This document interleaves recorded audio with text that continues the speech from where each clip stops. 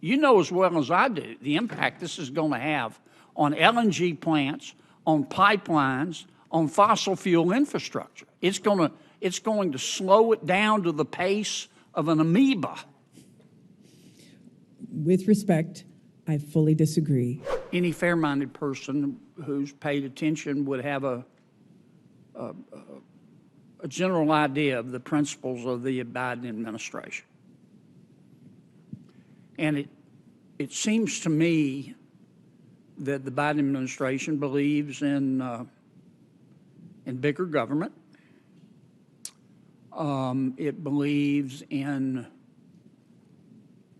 higher taxes. It believes in more regulation. It believes in more debt. Based on the president's proposed budget, it believes in a weaker military.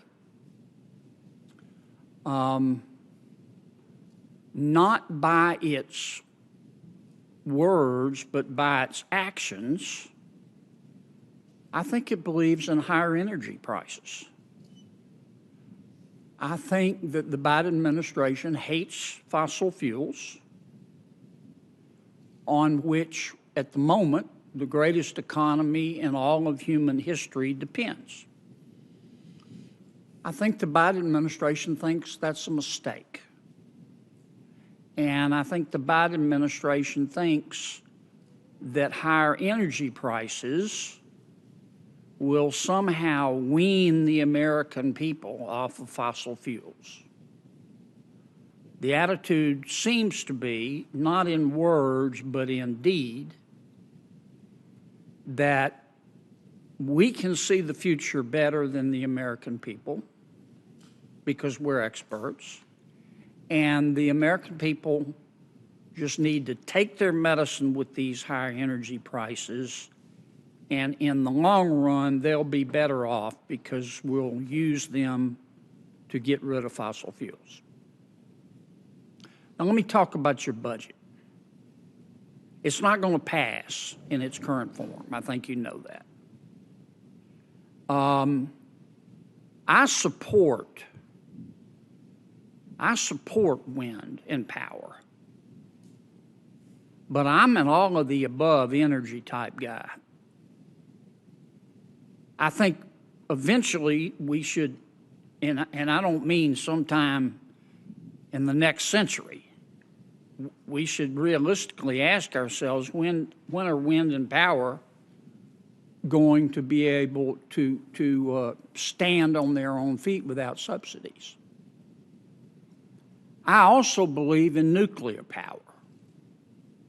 I can tell from your budget that at least some of your woke colleagues at the department don't.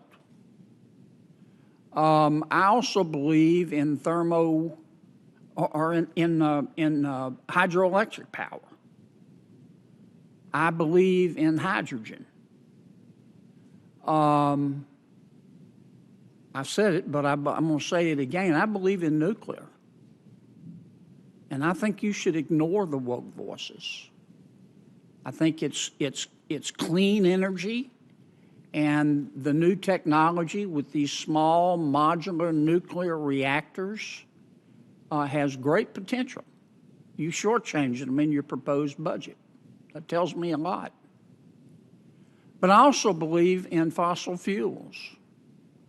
And I think it's wholly unrealistic, certainly now, certainly for the foreseeable future, and maybe forever, to think that this world can run without fossil fuels. I'm very disappointed in your budget at its lack of emphasis on geoengineering.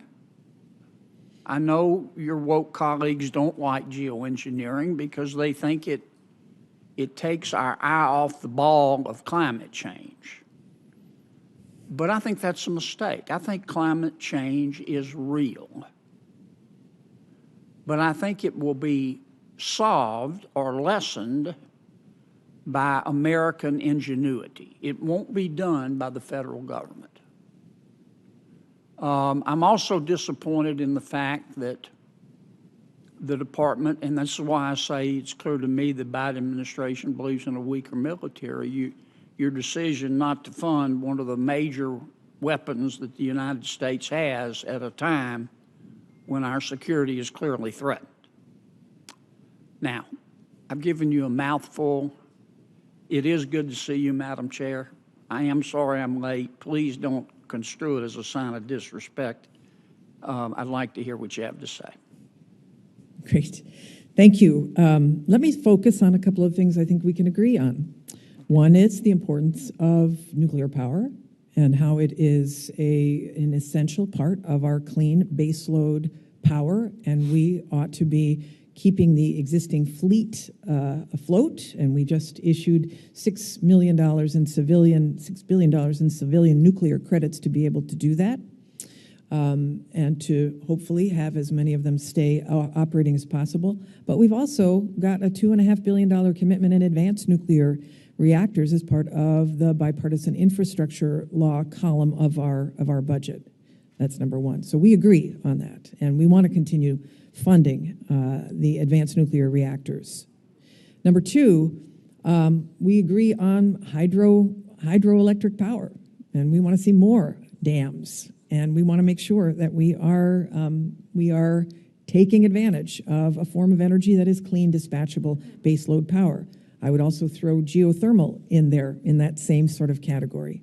With respect to wind and solar, your question about when they become essentially reliable baseload power is all contingent upon making sure that technology of batteries becomes cheaper. We have a goal, Earthshot, of getting down the price of long-duration storage by 90%. And when we get down the price of long-duration storage, essentially wind and power become clean, dispatchable baseload power. Here's where we don't agree. This administration believes in the importance of decarbonizing the fossil fuel industry. We know that we've gotten here for the past 120 years based upon fossil fuels. We acknowledge that. And we also know that technology for the next 100 years can power us going forward. Decarbonizing is really important. So we agree on hydrogen, for example, and that bipartisan infrastructure law invests $9 billion in hydrogen hubs. And I think one of them that's going to vie for it is in your region. Mm-hmm. But we make sure that we can decarbonize natural gas, for example, and couple it with carbon capture and sequestration. We're also big believers in the technology associated with direct air capture and other carbon dioxide removal strategies. That's another $3.5 billion in the budget. Do you mind if I stop you and ask you a question about LNG? I saw the president's statement. I want you to correct me if I'm wrong. President, about a month ago, maybe a few weeks ago, time runs together, said, I want to expand LNG exports.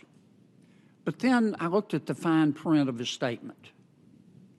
He said, but I want the plants that produce the LNG to be powered only with clean energy.